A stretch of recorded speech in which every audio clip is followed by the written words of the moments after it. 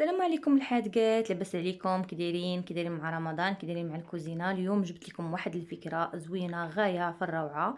فكره اللي هي جديده ومغايره. الخبز في الطنجره، يعني خبز في الكوكوط او في الطنجره. المهم خبز كيجي زويون، كيجي منفوخ، يعني كيضاعف الحجم ديالو. صالح للفطور، صالح للسحور، صالح للوليدات، صالح للساندويتشات، لي توست، صالح لبزاف ديال الحوايج. والطريقه ديالو من طبيعه الحال سهله وبمكونات اللي هي بسيطه. كما كتشوفوا الخبز كيجي مهوي من الداخل، اسفنجي رائع. هانتوما كيف ما كتشوفوا في الفيديو، يعني حتى الطريقه ديالو سهله بزاف الا عطيناه لقانا وطبقنا المقادير والطريقه بالشكل الصحيح. المهم البنات، انا باش ما نطولش عليكم ندوزو نيشان التفاصيل، ندوزو نيشان المقادير والطريقه ديال التحضير ديال هذا الخبز هذا. وكنتمنى ينال الاعجاب ديالكم، شوفوا الفيديو حتى الاخر وبارطاجيو مع صحاباتكم. وبالنسبه للمقادير البنات، 4 الكيسان ديال العنبه ديال الدقيق، نص كاس ديال الحليب، كاس ديال الماء دافي، الحليب حتى هو دافي، واحد 2 معالق كبار ديال الزيت، معلقه صغيره ديال السكر سنيده والملحه، وباكيه د الخميره المعجونه، يعني خميره الخبز. انا عندي هاد الخميره اليابسه، نتوما يمكن لكم تعوضوها بالخميره اللي عندكم.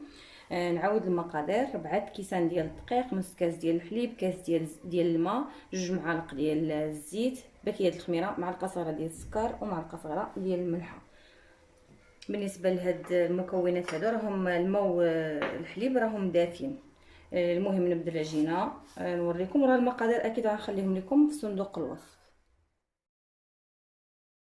اول حاجه كنبدا بها هي الخميره. مع عندي يابسه كنديرها وسط الطحين، كنزيد عليها شويه ديال الماء دافي وكنخليها حتى كتطلق شويه، يعني كترطاب. عاد كنزيد المكونات الاخرى اللي هما 2 معالق ديال الزيت، معلقه صغيره ديال السكر، معلقه صغيره ديال الملحه، ونص كاس الماء الحليب دافي، وكاس ديال الماء من طبيعه الحال على حسب الدقيق. بالنسبه للعجينه اللي ما تجمعات لكمش بداك القياس ديال الماء، المهم هي 4 الكيسان ديال الدقيق. كاين شي دقيق تيشرب الماء بزاف، كيشرب السوائل. نزيدو داك الساعات الماء حتى تجمع لينا العجينه. يعني 4 الكيسان ديال الدقيق، ماشي بالضروره كاس ونص ديال السوائل هما اللي يجمعوهم، يعني عينكم ميزانكم. كاين شي دقيق كيشرب الماء، وكاين شي دقيق ما كيشربش كاع الماء.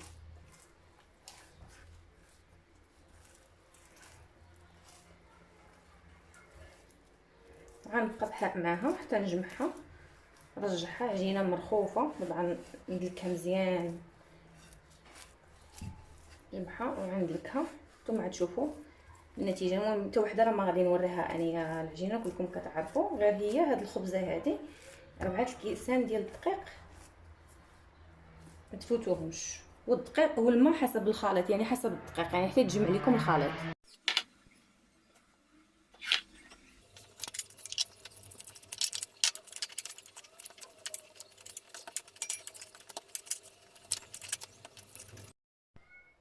المهم البنات، انا عجينتي عطيت علاش كدور بالدليك، دلكتها مزيان. المهم انا راه ما غنوصيكمش على العجينه، راه كلكم كتعرفوا تعجنوا تبارك الله وصل على النبي.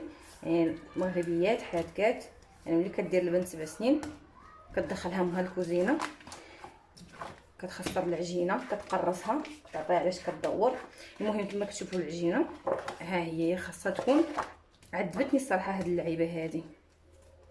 هانتوما شتي انا عطيت هاد الدليك، الا كانوا شي غديد وشي فقايس بردتهم في هاد العجين. هانتوما كما كتشوفوا ها هي مدلوكه مزيان. بقيت كنرش الماء. صراحه هاد الدقيق هذا مع هاد الحجر الصحي كما سبق وقلت لكم، راه كنمشي نتقدم من اقرب ماركت، يعني ديك الانواع الماركات اللي كنت كنستعمل انايا. يعني كي خاصك شويه، شي 10 دقائق 5 دقائق بالطونوبيل عاد توصلي لذاك الماركت، وممنوع منعا كليا. يعني كنتقدم من اقرب ماركت. يعني الماركه ديال الدقيق تبدلات. شي خطرات كنخرج فيه كيشرب الماء بزاف، شي خطرات ما كيشربش الماء. ولكن نتوما راه عينكم ميزانكم. هي ماشي في الاول ما كانش عليا نقول لكم القدر ديال السوائل، مع داك هما اللي كنت كنعتمد عليهم انايا، كاس ونص ديال السوائل من قبل. المهم راكم عارفين عينكم ميزانكم البنات، القياس اللي غادي يجمع لكم العجينه. وانا كتعجبني النكهه صراحه ديال زيت الزيتون بها. بواحد المعلقه غادي نجمع العجينه هكا. كما كتشوفوا العجينه عطات الطوع، يعني عطيتها علاش كتقلب بالدليك. دلكتها مزيان. شوفوا ها نتوما دابا غنخليها واحد نص ساعه تخمر. نص ساعه نغطيها ونخليها تخمر.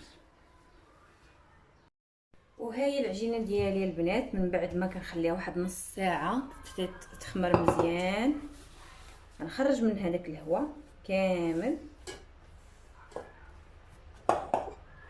الطنجره اللي عندي هي هذه،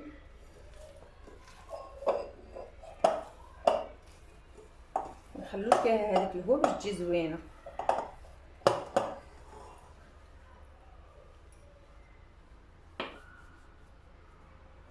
وغادي نجمعوها.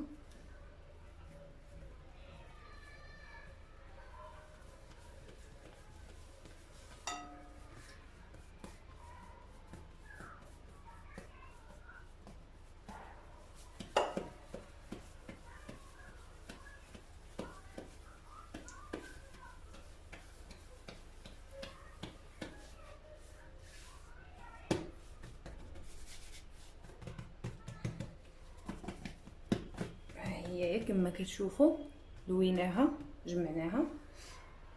وغادي نوجد الطنجره اللي غادي ندخلها للفران. بطبيعه الحال الطنجره اللي خاصها تدخل للفران ما يكونش اليدين ديالها ديال الميكا ديال البلاستيك، تكون بحال هكايا جميله طنجره.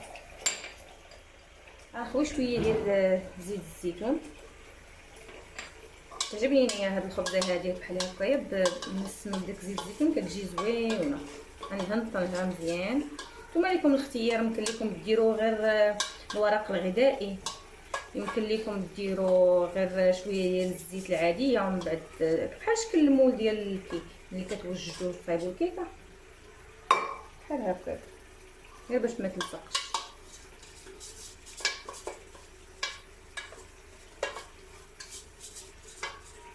كتجي زوينه الصراحه، كتجي فنه وكتجي واحد المنظر واحد المذاق عاطيه للعين. كندردروا عليها دقيق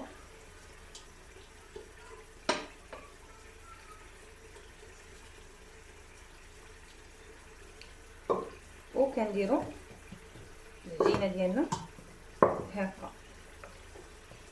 وغنخليها دابا واحد 30 دقيقه ولا 20 دقيقه حتى تخمر مزيان. عاد غنرجع معكم باش نوريكم المرحله الجايه ان شاء الله. نغطي عليها نخليها تخمر. وكما كتشوفوا ها هو الخبز خمار، خليته 35 دقيقه حتى خدا الوقت الكافي ديالو في الاختمار. في الاول كنخليه نص ساعه ومن بعد 35 دقيقه. عاد دابا غادي ندهن ليه الوجه ديالو بشويه ديال زيت الزيتون. ضروري ما ندهنوه باي زيت، يا زيت نباتيه يا زيت الزيتون، حيت هو السر ديال ديك القرمشه وديك تجي واحد القرمشه زوينه في داك الخبز. ضروري انا بغيت ندير هذا الخبز كيف ما هو كيف ما كيتباع، بغيت نديرو على اصوله. من بعد كنرشوا فوق منه شويه ديال الدقيق بهذه الطريقه عشوائيه. اعتمدتها تكون هكا عشوائيه باش يكون هو كيف ما كيتباع. وكناخذوا موس من طبيعه الحال يكون ماضي، وكنديروا جوج شرطات بحال هكايا وكنحاولوا نغرقوا باش عاد كيبان الشكل ملي كيطيب الخبز. ها هو الخبز عاد خرجته مازال سخون بزاف، ما نقدرش نحيدو دابا. خليه حتى تبرد شويه الطنجره. عاد نحيد الخبزه وغنديرها فوق هذه ديال الكيك باش ما تهبطش، حيت تنفخات تبارك الله كما كتشوفوا باش ما تهبطش. واحد الملاحظه، كما كتشوفوا الطنجره ما خاصهاش تكون قصيره، يعني الطنجره خاصها تكون غارقه، ماشي دوك الطناجر اللي كيكونوا قصارين راه غادي يفرد لكم العجينه وما غاديش تجيكم مزيانه. غنخسر لكم العجينه في الفران. ها نتوما كما كتشوفوا الطول ديالها تقريبا واحد 20 اولا 25 سنتيمتر 25 كنظن، يعني تكون طويله بحال هذا الشكل هذا.